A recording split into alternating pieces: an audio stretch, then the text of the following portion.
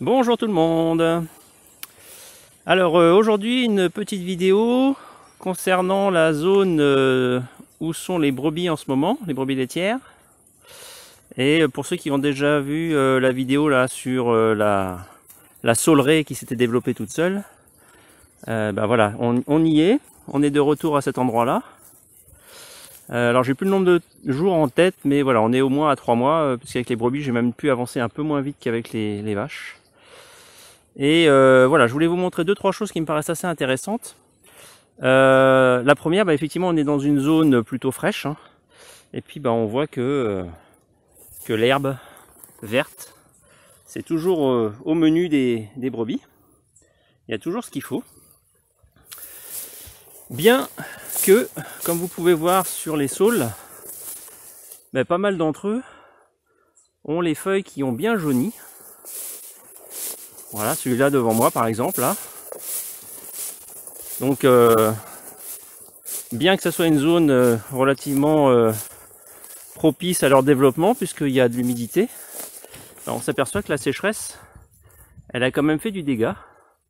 Il a fallu qu'ils fassent tomber leurs feuilles, et on le voit très bien quand on s'approche dans le sous-bois.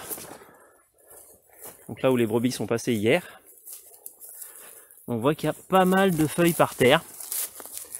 On se croirait quasiment à l'automne.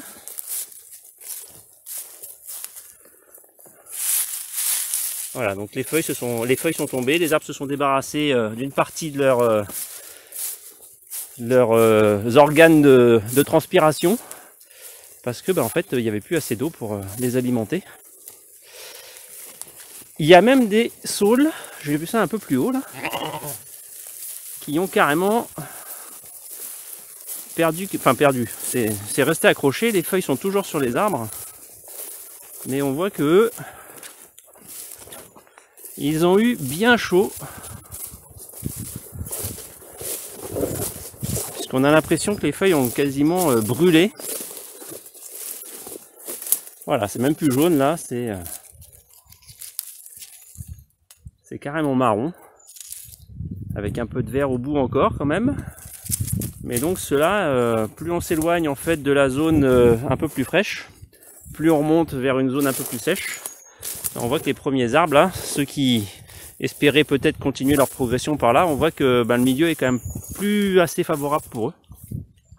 Donc on a pas mal d'arbres qui ont souffert ici. Voilà, ce qui explique le fait que ils ont du mal après à progresser, puisque c'est un milieu qui est un peu plus compliqué pour eux. Voilà. En revanche, l'herbe elle se porte pas trop mal par là, hein. Alors bien sûr, beaucoup de plantes en graines comme d'habitude. Il y a quelques fleurs, mais c'est quand même plus la période. Si, là, on voit un peu de centaurées qui sont encore en fleurs. Et puis, ce qui est quand même intéressant, c'est qu'on a du vert. Voilà, tout ça, c'est de la végétation, de la graminée un peu vieille, là. Voilà, quand même un peu jauni sur les bords, aux pointes.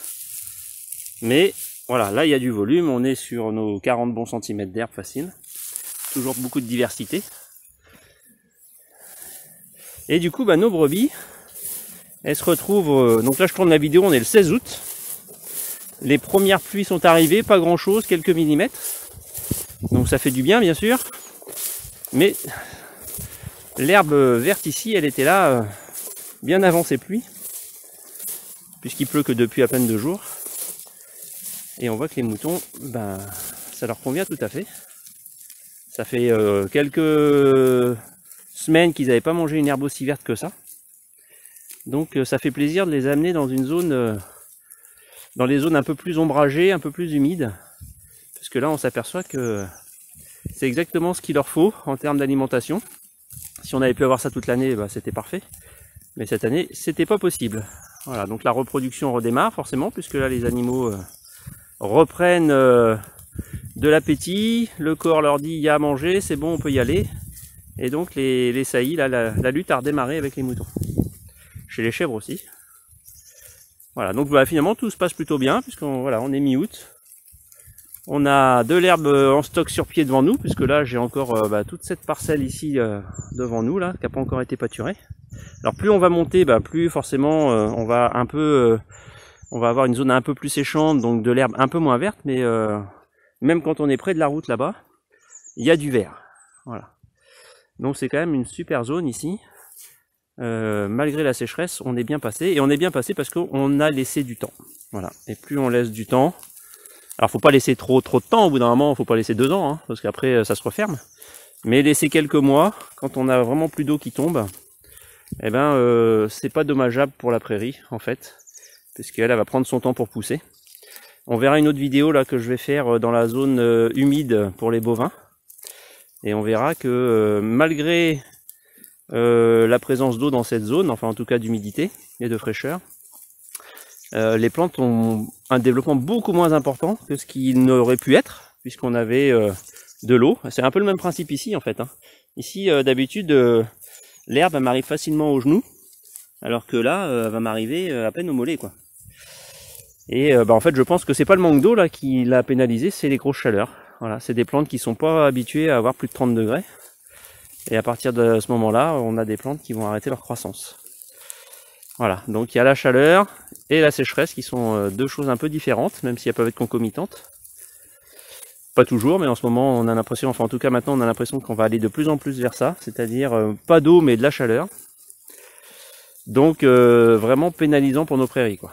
Voilà. Donc même les zones humides sont quand même pénalisées. Alors forcément moins puisqu'elles ont plus le facteur critique du manque d'eau, mais la chaleur ça va poser probablement des soucis. Voilà, donc peut-être remettre un peu d'ombre avec des arbres, ça peut aider à limiter les grosses chaleurs, en tout cas sur les prairies et pour les animaux. Voilà, bah c'était juste une petite vidéo rapide pour vous montrer ça, parce que voilà, moi je trouve que à l'heure où on manque d'herbe partout, où les animaux sont sur de l'herbe séchée, sur les zones un peu caillouteuses, où il y a des petits sols, et ben tous ceux qui ont la chance d'avoir des zones un peu plus fraîches, un peu plus humides ou ombragées, et ben ils voient aujourd'hui la valeur que peuvent avoir ces espaces-là. Alors que c'est vrai, quand je me suis installé il y a une bonne dizaine d'années maintenant, c'est plutôt des terres qu'on m'a laissé prendre parce que ça avait assez peu de valeur pour les agriculteurs, puisqu'ils pouvaient pas trop rentrer dedans hiver et printemps, donc pas des zones à maïs, trop mouillantes, trop séchantes, ou enfin trop mouillantes et pas facile après même pour récolter au mois d'octobre, ou en ensilage au mois de septembre, parce qu'on avait des zones qui marquaient trop. Voilà, donc moi je suis bien content de les avoir récupérées. Voilà, le malheur des uns fait le bonheur des autres. Bon bah je vous dis à bientôt pour une prochaine vidéo. Salut!